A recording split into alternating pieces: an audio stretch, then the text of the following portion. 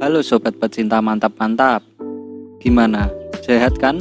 Sehat aja lah ya, biar nggak ribet. Hehehe. Oke sob, kali ini saya akan mereview film yang berjudul Sleeping Beauty. Keren ya judulnya. Film dari Australia yang dirilis pada tahun 2011 ini adalah film yang sangat populer bagi yang mengetahuinya dan pernah mendapatkan penghargaan di Sundance Festival. Film ini menceritakan seorang wanita yang bekerja keras dengan bekerja pagi, siang, malam sampai jadi kupu-kupu malam. Oke sob, sebelum lanjut, yang belum subscribe alangkah baiknya subscribe dulu ya, biar nggak ketinggalan review film mantap-mantap lainnya. Oke sob, tanpa berlama-lama, langsung saja masuk ke alur ceritanya.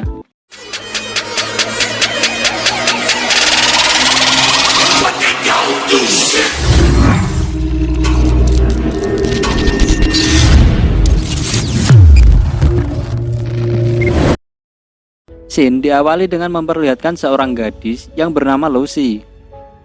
Dia seorang mahasiswa yang memiliki masalah soal keuangan, mulai dari tunggakan kosan yang sering ditagih oleh pemilik rumah. Ia pun gak bisa bayar kosnya. Hal itu membuat Lucy selalu membersihkan kamar mandi secara sukarela atau ya bisa dibilang terpaksa sih. Lucy ini mempunyai seorang pacar yang bernama Birdman. Birdman ini adalah seorang laki-laki yang memiliki penyakit kanker stadium akhir. Duh, ngeri amat ya.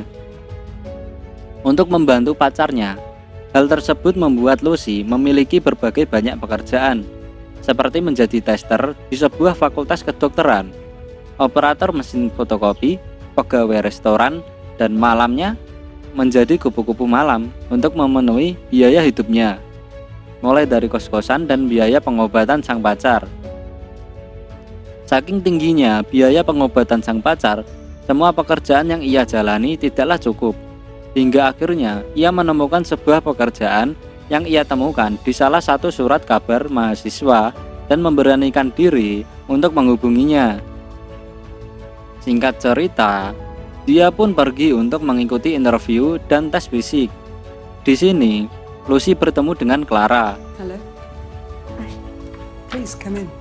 Clara ini sedang mencari pelayan VIP atau bahasa halusnya ya pelayan ihi-ihi.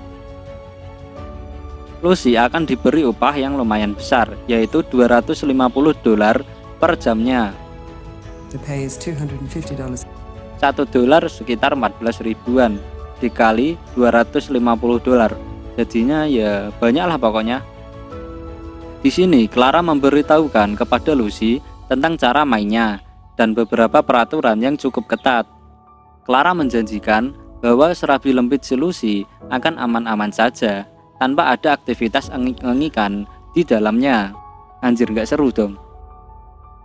Dan akhirnya asisten Clara yang bernama Thomas melakukan tes fisik terhadap tubuh Lucy dengan melepaskan bajunya. Setiap detail tubuh Lucy sangat diperhatikan oleh Thomas sambil melongo. Anjir, menang banyak si Bambang ini. Pasti otongnya Thomas ngacung nih. Setelah selesai, ia diterima dan dia dijamin kehidupannya untuk menunjang pekerjaan yang diambilnya ini. Dan Lucy melakukan berbagai perawatan tubuh seperti manicure, pedicure, dan perawatan dengan menggunduli hutannya si Lucy karena terlalu lebat. Anjir, parah men. Di malam harinya, dia langsung mendapatkan pekerjaan pertamanya dari Clara dan dijemput oleh Thomas. Di sini Lucy bertugas sebagai pelayan dengan beberapa perempuan lainnya yang menggunakan pakaian yang montok-montok. Singkat cerita, ternyata di sini Lucy harus melayani para teman-temannya kakek Sugiono, si legenda dari Jepang, dalam jamuan makan malam. Anjir, parah men. Setelah selesai, dia pun langsung mendapatkan bayarannya yang telah dijanjikan oleh Clara.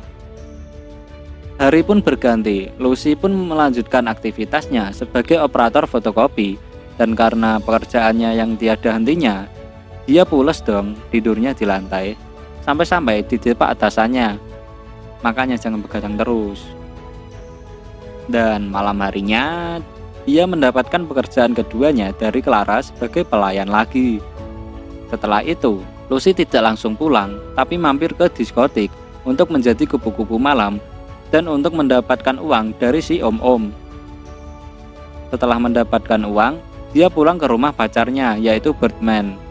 Nah, di sini Birdman memberitahukan kepada Lucy bahwa hidupnya tidak akan lama lagi, dan Lucy pun terlihat sangat sedih mendengarnya hingga meneteskan air mata.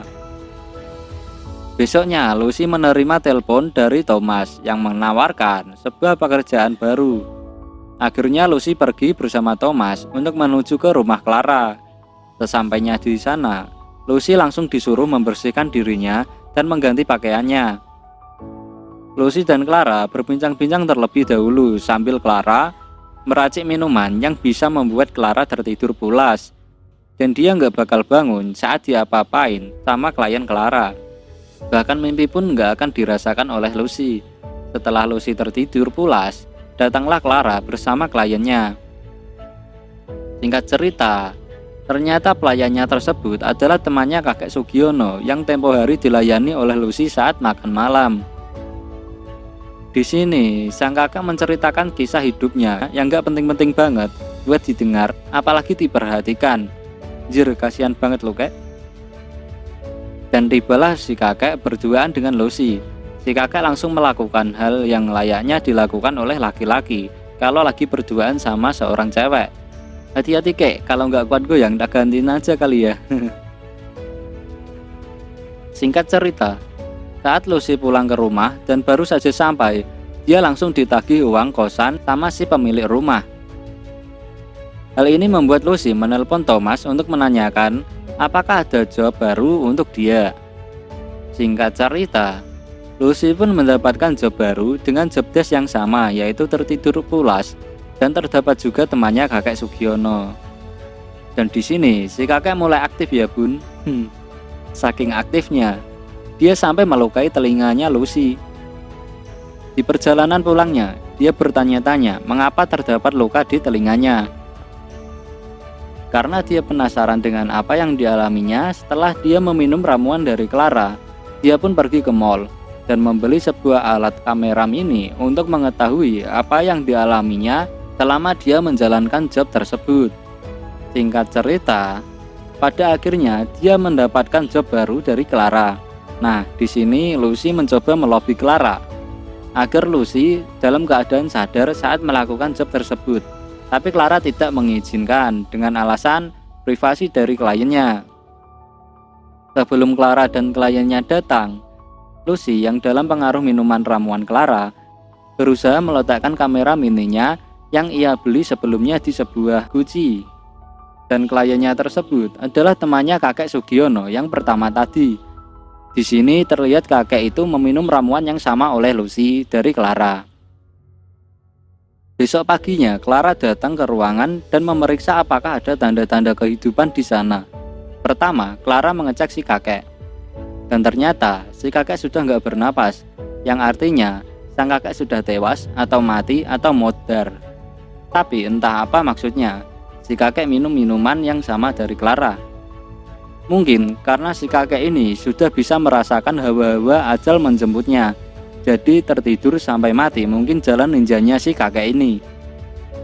Setelah mengetahui si kakek itu metot, Clara langsung mengecek Lucy dan mencoba untuk menyadarkannya hingga membuat nafas buatan. Akhirnya Lucy sadar, tapi entah mengapa dia malah nangis histeris kayak orang kena sawan. Mungkin karena dia kaget, ternyata dia melayani seorang kakek-kakek, kembarannya kakek Sugiono. Hingga akhirnya di penghujung cerita diputarlah aktivitas yang terekam di kamera mini milik Lucy. Dan ternyata tidak terjadi apa-apa. Setelah itu film pun tamat. Ya gitu aja. Dan endingnya pun kurang nonjol banget ya. Oke sob, gimana filmnya? Dengan ending yang ya kurang nonjol ini. Kayak ada yang gantung gitu ya. Tapi alur ceritanya cukup menarik sih, dengan memperlihatkan tokoh Lucy yang pekerja keras dan setia banget sama pasangannya. Tapi sayangnya serabi lempit si Lucy dah milik umum jir. Oke sob, mungkin segitu dulu review film ini. Jika nggak keberatan bisa klik subscribe ya.